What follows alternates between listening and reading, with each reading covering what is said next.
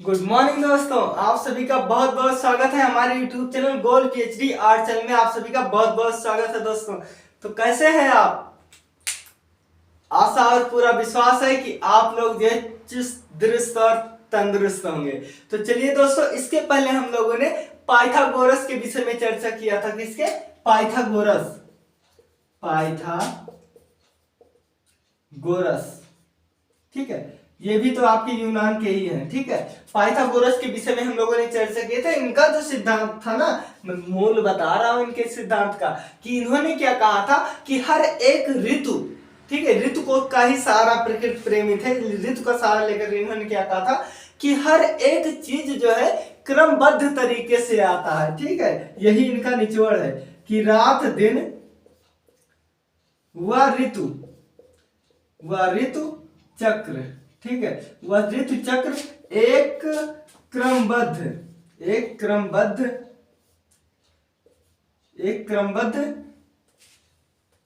तरीके से आता है, ठीक है। यही चीज इनका पाइथागोरस का जो नियम था दोस्तों, वो यही था। बस यही इतना आप याद कीजिए, बस आपको हो जाएगा। अब मैं बता दूं, देखिए, ये जब बता दिया, एक और बता दूं कि इनके जो नियम में है पाइथागोरस के, देखिए, दिन रात और, ठीक है, दिन रात और ऋतु चक्र एक नियम से आते हैं। अब ये समझ लीजिए, जनवरी फरवरी मार्च अप्रैल मई जून जुलाई अगस्त सितंबर अक्टूबर नवंबर दिसंबर ऐसे आते हैं ना। ऐसा नहीं आता कि जनवरी मार्च अप्रैल, ऐसे नहीं आता, ऐसे नहीं आता। हम लोग एक कक्षा 1 में पढ़े 2 3 4 5 6 7 8 9 10, ऐसा नहीं है कि कक्षा 2 के बाद हम सीधे 10 में पहुंच गए। तो हम हर एक चीज क्रमबद्ध से हुआ है ना, तो इनका मुख्य चीज जो है यही क्रमबद्ध है, ठीक है।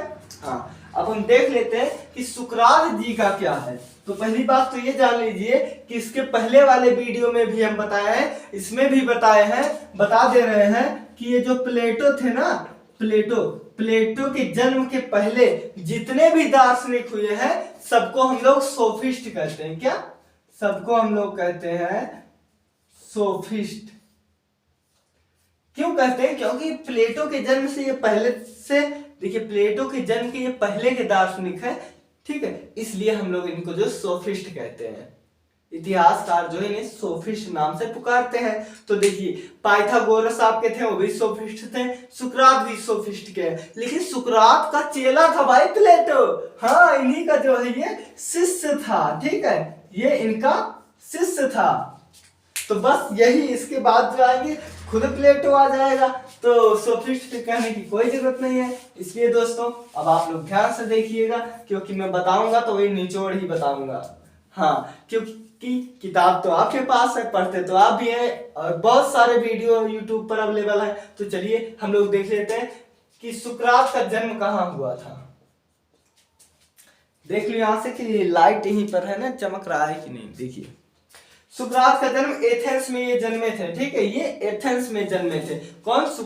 सुकरात एथेंस में जन्मे थे। तो हम लोग ऐसे लिख देंगे कि सुकरात का जन्म, ठीक है, सुकरात का जन्म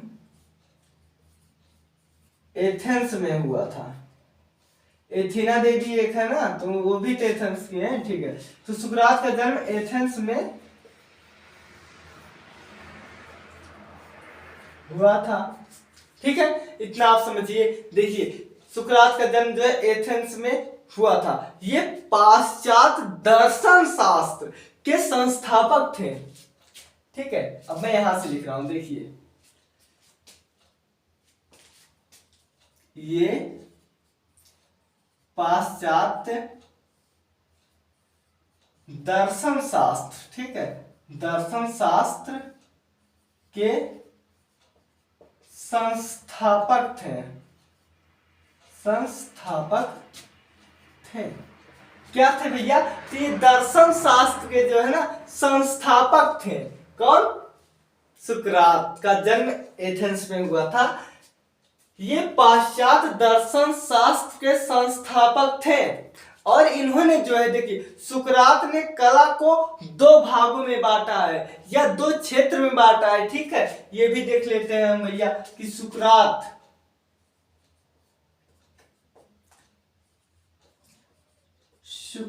ने दर्शन शास्त्र को, ठीक है, देखिए, सुकरात ने जो है ना संपूर्ण दर्शन को या कला को, ठीक है, सुकरात ने कला को दो भागों में बांटा है, ठीक है, दो भागों में बांटा है। अब हम ये जान लेते हैं को दो भाग है क्या, तो देखिए दो भाग में सीधे तीर मार देते हैं, ठीक है। पहला है उच्च स्तर, उच्च, और दूसरा है निम्न। निम्न कला लिख देते हैं क्योंकि हम कला बांट रहे हैं ना, उच्च कला और निम्न कला। इसे हम पहला नंबर दे देते हैं और इसको दे देते हैं नंबर 2, ठीक है। तो हम पहला नंबर लिख लेते हैं कि उच्च कला जो है किसे कहते हैं या किसे समझा है इन्होंने अपने क्या विचार प्रस्तुत किए हैं। सुकरात जी ने क्या विचार प्रस्तुत किया है कला के बारे में, जो इन्होंने दो भागों में बांट दिया, इसका इन्होंने क्या विचार, भाई कुछ तो विचार प्रस्तुत किए ही होंगे ना, तो वही हम लोग देख लेंगे। तो देखिए ये जो उच्च श्रेणी में आएगा, देखिए उच्च श्रेणी के शिल्पी जो है ना अपने दिमाग से, ठीक है, अपने जो है, चलिए लिख लेते हैं, देखिए उच्च श्रेणी, ठीक है, उच्च श्रेणी के कलाकार अपनी, ठीक है, अपनी बुद्धि से, ठीक है, देखिए अपनी बुद्धि से या अपनी अंतर्दृष्टि से, ठीक है, अपनी बुद्धि से, अपनी अंतर्दृष्टि से व गणितीय सिद्धांत से, तो देखिए उच्च श्रेणी के कलाकार अपनी अंतर्दृष्टि से,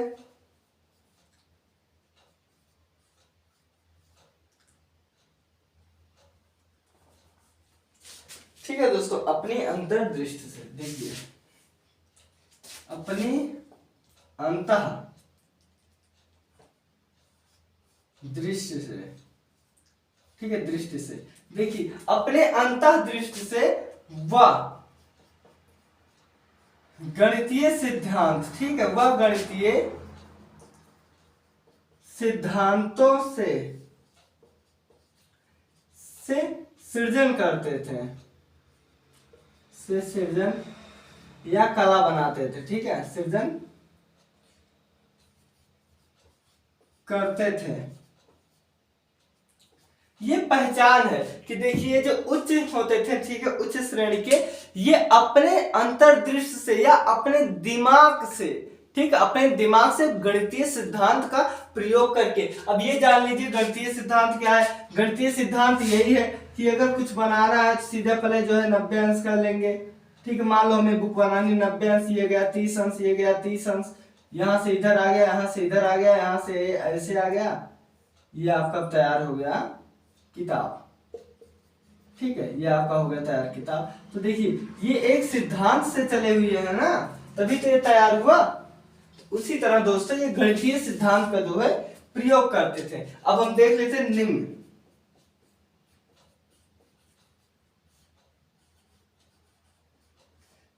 निम्न मतलब जान लीजिए नकल, बस एक शब्दों में। देखिए एक लोग होते अपने दिमाग से काम करते हैं, एक लोग होते कॉपी पेस्ट करते हैं, किसी का डिजाइन पाए वही चिपका कर रख दिए, ठीक है, यही चीज। तो देखिए निम्न में आपका क्या आता है, तो देखिए निम्न में आपका यही आएगा,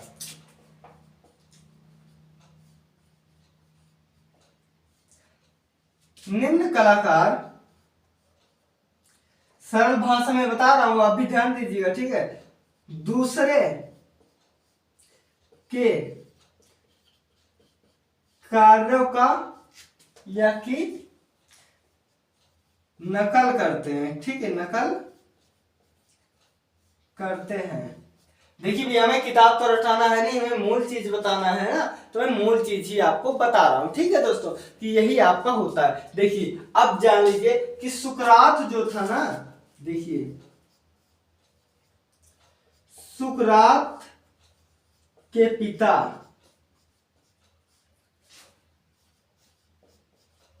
मूर्तिकार थे, ठीक है, मूर्तिकार थे, अतः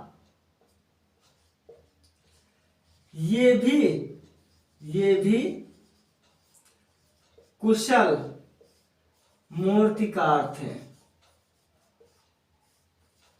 देखा भैया, देखिए जिसके घर जो होता है ना वो कुछ भी ना करे, कभी ना करे, लेकिन उसके अंदर वो गुण आ जाते हैं।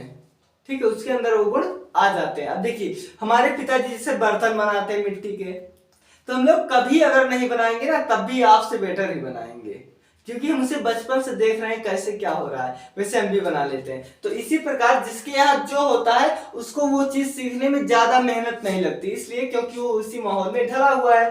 तो देखिए सुकरात के पिताजी एक मूर्तिकार थे, बहुत प्रसिद्ध मूर्तिकार थे, इसलिए ये भी जो है उनके साथ देते थे। ठीक है, बचपन में अब देखो ये क्या होता है, साथ आते जाते हाथ बटाते बटाते भी सीख गए थे। तो देखिए ये भी एक कुशल मूर्तिकार थे। ठीक है, और इनका जो विचार है, इन्होंने क्या कहा है, इन्होंने कहा है कि एक कुशल मूर्तिकार वही है जिसके चित्रों में मूर्ति के गुण दिखाई दे। अब आप चित्रकला की अगर भाषा में जाएंगे तो उसमें क्या है कि षडांग जो होता है, रूप भेदा परमाणानि भाव लावण्य योजनम सादृश्य भंग इति चित्र षडांगम।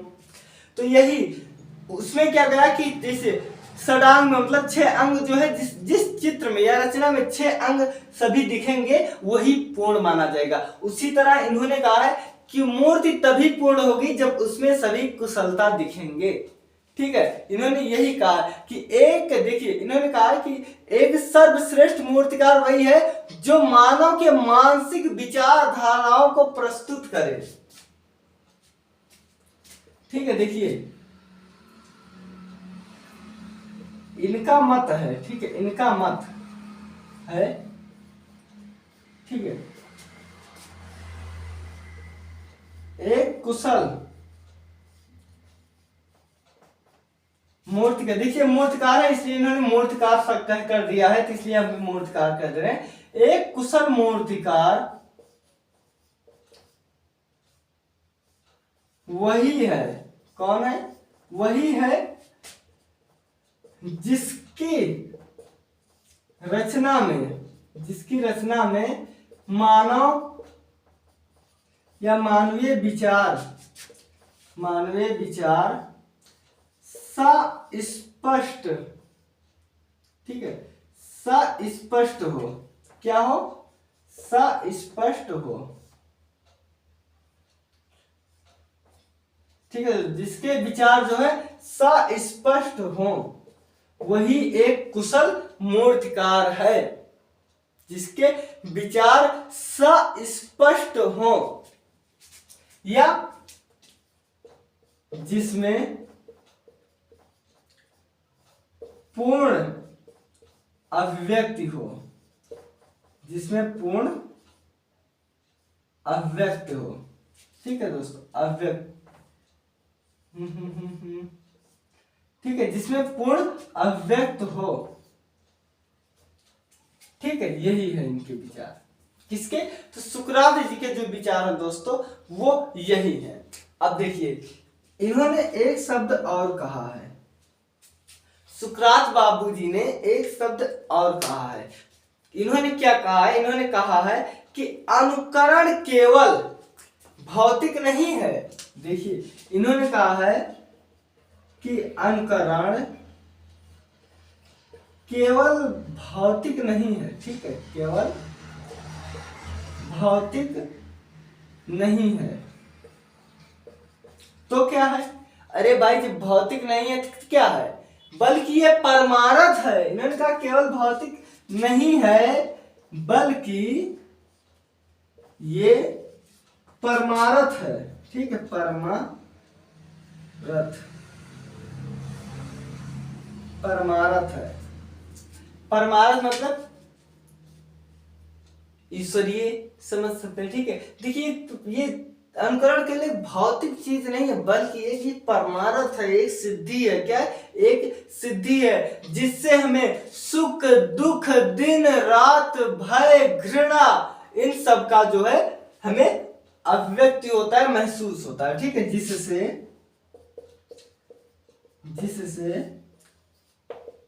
दुख सुख, ठीक है, जिससे देखिए भैया, जिससे दुख सुख घृणा, ठीक है, घृणा और ये क्या क्या होता है, दुख सुख घृणा भय, भय बस इत्यादि। ठीक है, भय आदि का आनंद होता है, आनंद है। देखिए यहाँ एक अगर दुख अगर सुख होता तो आनंद अच्छा होता, लेकिन आनंद कहने से अच्छा हम ये उचित करेंगे जिससे हमें महसूस होता। देखिए तो जिससे हमें दुख सुख घृणा व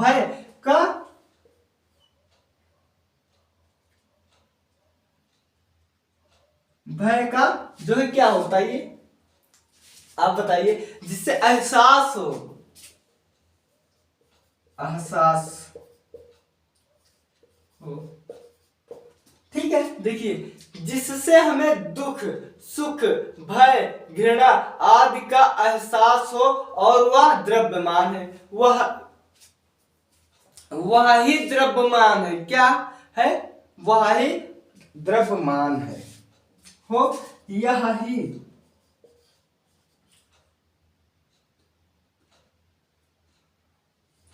ही द्रव्यमान हो। ठीक है, यह ही द्रव्यमान हो, यही सौंदर्य भी होगा। ठीक है, देखिए इनके अनुसार यही सौंदर्य भी होगा।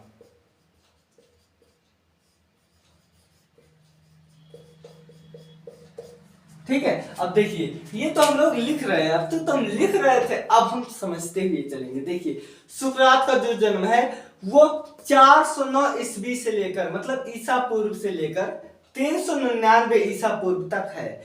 इनका जन्म प्लेटो से पहले हुआ था, इसलिए हम लोग इन्हें सोफिस्ट के नाम से भी पुकार सकते हैं। ठीक है, अगर सोफिस्ट का नाम आगे किससे कहते हैं तो आप तुरंत लिख दीजिएगा कि प्लेटो के जन्म से पहले। ठीक है, या प्लेटो जब दार्शनिक नहीं थे, देखिए कोई पेट से पैदा नहीं होता, यानी कि प्लेटो जब दार्शनिक नहीं थे उससे पहले जो है जितने भी दार्शनिक थे हम सभी को सोफिस्ट नाम से पुकार सकते हैं। ठीक है, अब देखिए हमारे जो ये थे सुकरात जी का जन्म जो है यहीं पर लिखा होगा। हाँ, सुकरात जी का जन्म एथेंस में हुआ था। कहाँ? एथेंस में हुआ था। जो ये पाश्चात्य दर्शन शास्त्र के संस्थापक थे। ठीक है, ये जो पाश्चात्य जो दर्शन शास्त्र है उसके ये संस्थापक थे। सुकरात ने कला को दो भागों में बांटा है। कितने? दो, एक उच्च कला और एक निम्न कला, मतलब एक ऊंची सोच वाली और एक निम्न सोच वाली।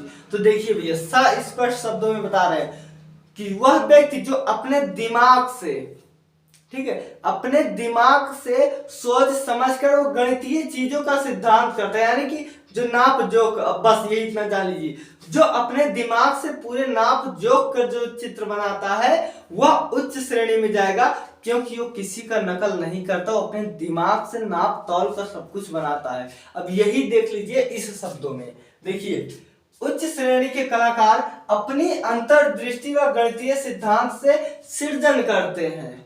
यही तो हुआ कि किसी का नकल मत करो, अपने दिमाग से और नाप जोक की चीज बनाओ। ऐसी नहीं है कि हमें जो है इतनी बड़ी इतना बड़ा हमें बनानी है तो हम बना दें ऐसे इतना बड़ा, नहीं, नाप जोक कर बनानी है ना। तो वही चीज जो व्यक्ति अपने दिमाग से और नाप जोक कर काम करता है वह उच्च श्रेणी के अंतर्गत आता है। देखिए उच्च श्रेणी के कलाकार अपनी अंतर्दृष्टि व गणितीय सिद्धांत के सृजन करते हैं, तो जी करते हैं, ये उच्च श्रेणी के आते हैं। और जो लोग नकल करते हैं, पता लगा मैं कोई चित्र बनाया हूं, मैं लाल रंग से रंगा हूं, यही सेम चित्र लाकर पीले रंग से रंग दिए, तो भैया कॉपी तो हुई ना। तो वही चीज देखिए निम्न कलाकार दूसरों के कार्यों की नकल करते हैं। बस सबसे स्पष्ट शब्दों में आप जान लीजिए, उच्च जो होते हैं अपने दिमाग से काम करते हैं, जो निम्न होते हैं नकल करते हैं। बस जो लोग पास होते हैं अपने दिमाग से लिखकर पढ़कर पास होते हैं, कुछ लोग बगल से कॉपी राइट मार के जो है उनके नकल करके भी हो जाते हैं। यही चीज। ठीक है,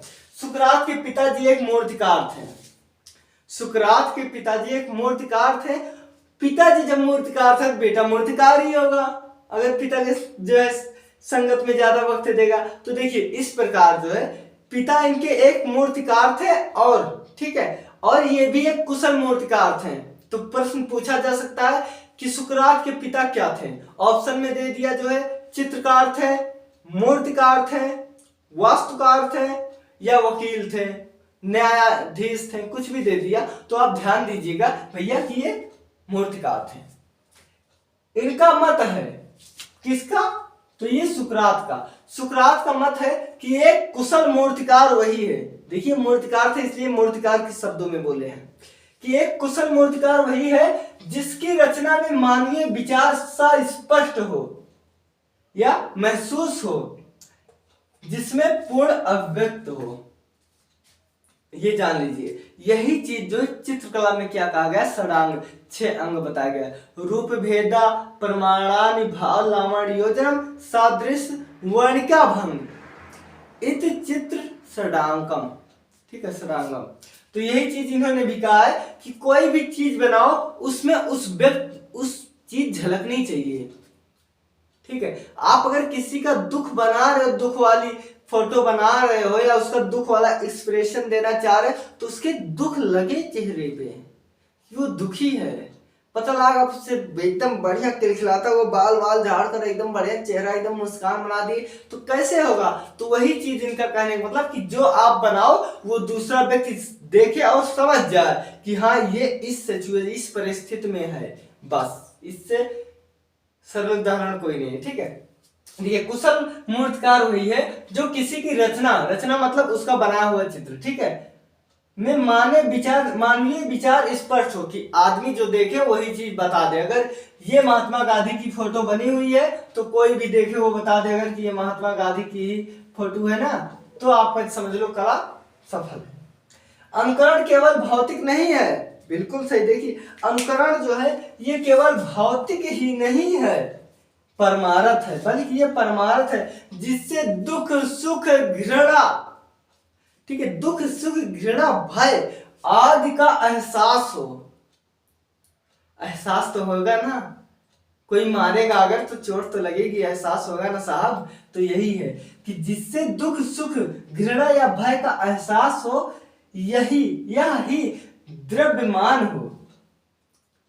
द्रव्यमान मतलब महसूस सेवित होता है, यही सौंदर्य होगा इनके शब्दों में। तो यही है भैया, पूरा विश्वास है कि आपको एक ही बार में समझ गए होंगे। देखिए जैसे मैंने वहां बताया था कि पाइथागोरस का क्या नियम था, कि वो जो है चक्र को घटना चक्र पर आधारित बताए थे ना, कि जो कोई भी काम स्टेप बाय स्टेप होता है। यही ये क्या बता रहे हैं कि कोई भी ये बता रहे हैं कि देखिए अगर जो लोग, देखिए कलाकार को 2 बताए, एक उच्च कोट के एक निम्न कोट के, जो अपने दिमाग से विवेक का प्रयोग करके बनाएगा वो उच्च कैटेगरी का होगा, और जो दूसरों का नकल करेगा, ए भाई बताना यार, ए बताना है, एक ही बता दे, 5 नंबर बता दे, तो जो नकल करते हैं निम्न हो गए। बस सा स्पष्ट है, कुछ भी नहीं है सौंदर्य शास्त्र में। इनका विचार क्या है कि आप अगर कुछ बना रहे हो, आप अगर सब्जी बना रहे हो तो उसमें सब्जी का स्वाद आनी चाहिए, बस।